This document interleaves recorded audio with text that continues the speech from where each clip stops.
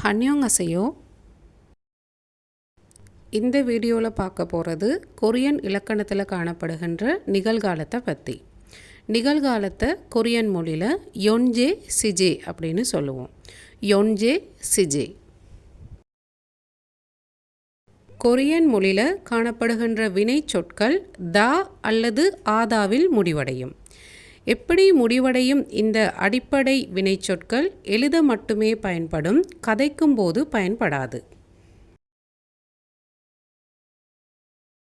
படிப்பதை இலகுவாக்க Korean மொழியில் நிகழ்காலம் 4 வகையாக பிரிக்கப்படுது. முதலாவது சாதாரணம், இரண்டாவது கேள்விகள் கேட்கும்போது, மூன்றாவது கட்டளையிடும்போது, நான்காவது பரிந்துரைக்கும் போது. இந்த 4 பிரிவுகளும் மேலும் 2 வகையாக பிரிக்கப்படுது. முதலாவது இலக்கண விதிக்குரியது, இரண்டாவது நட்புக்குரியது. முதலாவது முறை இலக்கண விதிக்குரியது. இந்த முறை மரியாதைக்குரிய முறையாக கருதப்படுது. இது வயதில் பெரியவர்கள், தொழில் வாய்ப்புகளில் உயர்ந்த நிலையில் காணப்படுபவர்கள், சமூகத்தில் உயர்ந்த அந்தஸ்தில் காணப்படுபவர்களிடம் கதைக்கும் போது இம்முறை பயன்படுத்தப்படும். இந்த இலக்கண விதிக்குரிய முறை மேலும் 4 வகையாக பிரிக்கப்படும்.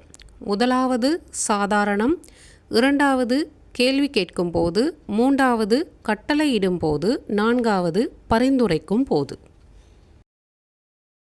முதலாவது சாதாரண முறையை எடுக்கும்போது வினைச்சொல்லின் இறுதியில் வரும் தா நீக்கப்படும்.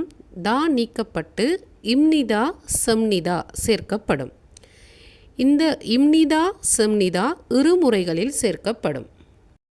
முதலாவது சேர்க்கும் முறை வினைச்சொல்லில் தா நீக்கப்பட்டு இறுதியில் உயிரெழுத்து காணப்பட்டால் இம்னிதா சேர்க்கப்படும்.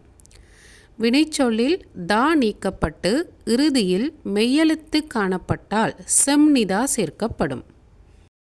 முதலாவது சேர்க்கும் முறைக்கான உதாரணம், கதா என்ற அடிப்படை வினைச்சொல்லின் வடிவத்தில் தா நீக்கப்படுது. நீக்கப்பட்ட பின்பு கா இறுதியாக காணப்படுது. காவின் இறுதியில் காணப்படுவது உயிரெழுத்து, எனவே இம்னிதா சேர்க்கப்படுது. கா ப்ளஸ் இம்னிதா கம்னிதா. ஸோ கதா என்பது போ, கம்னிதா என்பது போகின்றேன், போகிறேன் என்ற பொருளை தரும். இரண்டாவது சேர்க்கும் முறை மொக்தா. மொக்தா என்பது அடிப்படை வினைச்சொல்லின் வடிவம் சாப்பிடு. இதில் தா நீக்கப்பட்ட பின்பு இறுதியாக காணப்படுவது மொக். இந்த மொக் என்ற சொல்லில் இறுதியாக காணப்படுவது மெய்யெழுத்து, எனவே செம்னிதா சேர்க்கப்படும். மொக் ப்ளஸ் செம்னிதா மொக் செம்னிதா. மொக் செம்னிதா. மொக் செம்னிதா என்பது சாப்பிடுகிறேன் என்ற நிகழ்காலத்துக்குரிய பொருளை தரும். மேலே பார்த்த 2 முறையும் தவிர 3வது முறையும் காணப்படுது. இதில் தா நீக்கப்பட்ட பின்பு மெய்யெழுத்தாக இல் காணப்பட்டால் அந்த இல்லும் நீக்கப்படும். எல் நீக்கப்பட்ட பின்பு இம்னிதா சேர்க்கப்படும். உதாரணத்தை பார்க்கும்போது உங்களுக்கு விளங்கும். இலக்கண விதிக்குரிய முறையில் 2வது முறை கேள்விக்குரியது. இந்த கேள்விக்குரிய முறையின் போதும் அடிப்படை வினைச்சொல்லில் தா நீக்கப்பட்ட பின்பு இம்னிக்கா அல்லது செம்னிக்கா சேர்க்கப்படும். இந்த இம்னிக்கா அல்லது செம்னிக்கா 2 முறைகளில் அந்த அடிப்படை வினைச்சொல்லுடன் சேர்க்கப்படும். முதலாவது முறை வினைச்சொல்லில் தா நீக்கப்பட்ட பின்பு இறுதியில் உயிரெழுத்து காணப்படும் போது இம்னிக்கா சேர்க்கப்படும். உதாரணத்தை பார்க்கும்போது உங்களுக்கு விளங்கிக் கொள்ளலாம். இரண்டாவது முறை வினைச்சொல்லில் தா நீக்கப்பட்ட பின்பு இறுதியில் மெய்யெழுத்து காணப்படும் போது செம்னிக்கா சேர்க்கப்படும். உதாரணத்தை பாருங்க. மேலே பார்த்த 2 முறைகளை தவிர 3வது ஒரு முறையும் காணப்படுது. வினைச்சொல்ல தா நீக்கப்பட்ட பின்பு மெய்யெழுத்து இல்லாக காணப்படும் போது எவ்வாறு மாற்றமடையுது அப்படின்றது மேலே இருக்க உதாரணத்தை பார்க்கும்போது உங்களுக்கு விளங்கும். இலக்கண விதிக்குரிய முறையில் மூன்றாவதாக நம்ம பிரித்தது கட்டளை இடும் முறை. இந்த கட்டளை இடும் முறையின் போது அடிப்படை வினைச்சொல்ல தா நீக்கப்படும். அதன் பிற்பாடு சிப்சியோ அசிப்சியோ 2 முறைகளில் சேர்க்கப்படும். முதலாவது முறை அடிப்படை வினைச்சொல்லில் தா நீக்கப்பட்ட பிறகு இறுதியில் உயிரெழுத்து காணப்பட்டா சிப்சியோ சேர்க்கப்படும். இரண்டாவது முறை அடிப்படை வினைச்சொல்லில் தா நீக்கப்பட்ட பின்பு மெய்யெழுத்து காணப்பட்டா அசிப்சியோ சேர்க்கப்படும். இந்த 2 முறைகளை தவிர மூன்றாவது ஒரு முறையும் காணப்படுது. அடிப்படை வினைச்சொல்ல தா நீக்கப்பட்ட பின்பு மெய்யெழுத்து இல்லாக காணப்பட்டா அந்த இல்லும் நீக்கப்பட்டு சிப்சியோ சேர்க்கப்படும். உதாரணத்தை பார்க்கும்போது உங்களுக்கு விளங்கும். இலக்கண விதிக்குரிய முறையில் 4வது முறை பரிந்துரைக்கும் முறை. இந்த பரிந்துரைக்கும் முறையின் போது வினைச்சொல்ல தா நீக்கப்பட்டு இப்சிதா அப்சிதா 2 முறைகளில் சேர்க்கப்படும். முதலாவது முறை அடிப்படை வினைச்சொல்ல தா நீக்கப்பட்ட பின்பு உயிரெழுத்து காணப்படுமாயின் இப்சிதா சேர்க்கப்படும். இரண்டாவது முறை அடிப்படை வினைச்சொல்லில் தா நீக்கப்பட்ட பின்பு மெய்யெழுத்து காணப்படுமாயின் அப்சிதா சேர்க்கப்படும்.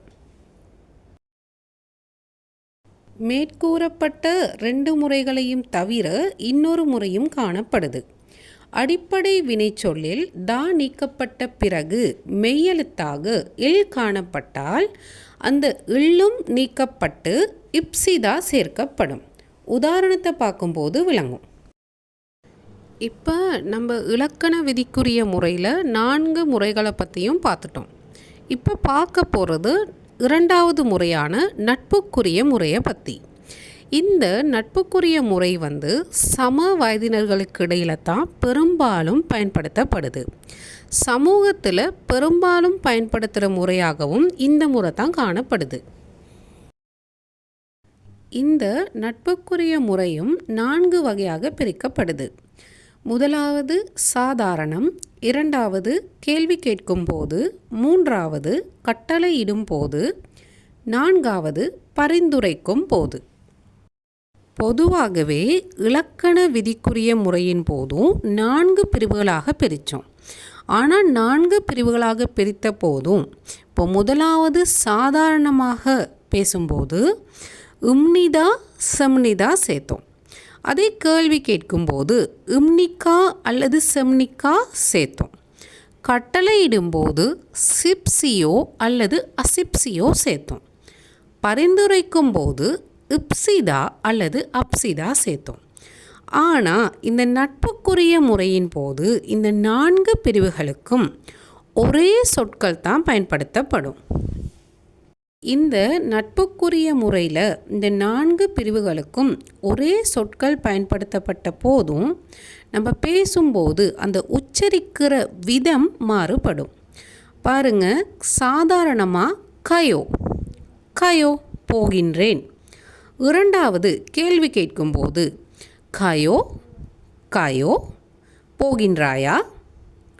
3வது பாருங்க, கட்டளையிடும்போது கயோ அழுத்தி சொல்லுவோம். கயோ சத்தமாக அழுத்தி கயோ போ. 4வது பரிந்துரைக்கும் போது கயோ கொஞ்சம் பணிவாக கயோ போவோம். இப்போ உங்களுக்கு விளங்கியிருக்கும், ஒரே சொற்கள் தான் காணப்படுது, ஆனால் நம்ம உச்சரிக்கிற விதம் மாறுபடுது. இந்த நட்புக்குரிய முறையில் வாக்கியங்கள் 3 முறையில் அமைக்கப்படும். முதலாவது முறை அடிப்படை வினைச்சொல்ல தா நீக்கப்பட்ட பின் இறுதியாக உயிரெழுத்துகளான ஆ அல்லது ஓ காணப்பட்டால் அயோ சேர்க்கப்படும். உதாரணத்தை பாருங்க. கதா கதான்னு சொல்கிறது அடிப்படை வினைச்சொல்லின் வடிவம் போ. தா நீக்கப்படுது, இறுதியாக உயிரெழுத்து ஆ காணப்படுது. எனவே அயோ சேர்க்கப்பட்டு கயோ உருவாகுது. இந்த கயோ 4 பிரிவுகளுக்குமே பொருந்தும். அடுத்த உதாரணத்தை பாருங்க. ஒதா. ஒதான்னு சொல்கிறது வா. தா நீக்கப்படுது, இறுதியாக காணப்படுவது ஓ. எனவே அயோ சேர்க்கப்பட்டு வயோ. இந்த வயோ 4 பிரிவுகளுக்கும் பொருந்துது. பாருங்க, வருகிறேன், வருகிறாயா, வா, வருவோம். இந்த 4க்கும் இந்த வயோன்ற சொல் பொருந்தும். இரண்டாவது முறையை பாருங்க. அடிப்படை வினைச்சொல்லில் தா நீக்கப்பட்ட பிறகு இறுதியாக உயிரெழுத்துக்கள் அ, இ, உ, ஓ காணப்பட்டால் ஒயோ சேர்க்கப்படும். உதாரணம் பாருங்க. சாப்பிடு என்பதற்கு அடிப்படை வினைச்சொல்ட வடிவம் தான் மொக்தா. இந்த மொக்தால தா நீக்கப்பட்ட பிறகு காணப்படுகின்ற உயிரெழுத்து ஓ. எனவே ஒயோ சேர்க்கப்படும். அப்போ மொக் ப்ளஸ் ஒயோ மொகையோ. பாருங்க, மொகையோ. இந்த மொகையோ சாப்பிடுகிறேன், சாப்பிடுகிறாயா, சாப்பிடு, சாப்பிடுவோம் என்ற 4 பிரிவுக்குரிய நிகழ்காலத்திட பொருளையும் தரும். அடுத்த உதாரணத்தை பாருங்க. எழுது என்பதற்கான அடிப்படை வினைச்சொல்ட வடிவம் சதா. இந்த சதால தா நீக்கப்பட்ட பிறகு காணப்படுகின்ற உயிரெழுத்து அ. எனவே ஒயோ சேர்க்கப்படும். இப்போ இந்த ச ப்ளஸ் ஒயோ சேர்த்த பிறகு சொயோ. இந்த சொயோ எழுதுகிறேன், எழுதுகிறாயா, எழுது, எழுதுவோம் என்ற நிகழ்காலத்துக்குரிய 4 பிரிவிற்குரிய பொருளையும் தரும். இந்த சொயோ எப்படி உருவாகியிருக்குது அப்படின்றத நான் உங்களுக்கு இந்த ஸ்லைடில் காட்டியிருக்கேன். அடுத்த உதாரணத்தை பாருங்க. கொடு என்பதற்கான அடிப்படை வினைச்சொல்ட வடிவம் சுதா. இந்த சுதால தா நீக்கப்பட்ட பின்பு காணப்படுகின்ற உயிரெழுத்து ஊ. எனவே ஒயோ சேர்க்கப்படும். சு ப்ளஸ் ஒயோ சுவயோ. பாருங்க, சுவோயோ. இந்த சுவோயோ கொடுக்கிறேன், கொடுக்கிறாயா, கொடு, கொடுப்போம் என்ற 4 நட்புக்குரிய நிகழ்காலத்துக்குரிய பொருளை தரும். இந்த சுவோயோ எப்படி உருவாகி இருக்கிறதுன்றத இந்த ஸ்லைடில் நான் காட்டியிருக்கேன். இறுதியாக பார்க்க போகிற உதாரணம் வருகிறேன் அல்லது போகிறேன் என்பதற்கான அடிப்படை வினைச்சொல்லின் வடிவம் தனிதா. இந்த தனிதால தா நீக்கப்பட்ட பின்பு இறுதியாக காணப்படும் உயிரெழுத்து இ. எனவே ஒயோ சேர்க்கப்படும். பாருங்க, தனி ப்ளஸ் ஒயோ தன்யோயோ, தன்யோயோ. இது நிகழ்காலத்துக்குரிய 4 பொருளையும் தரும்.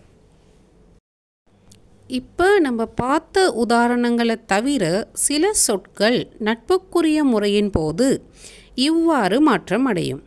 இதை நம்ம பாடமாக்கி கொண்டு ஞாபகத்தில் வச்சுக்கொள்ள வேணும்.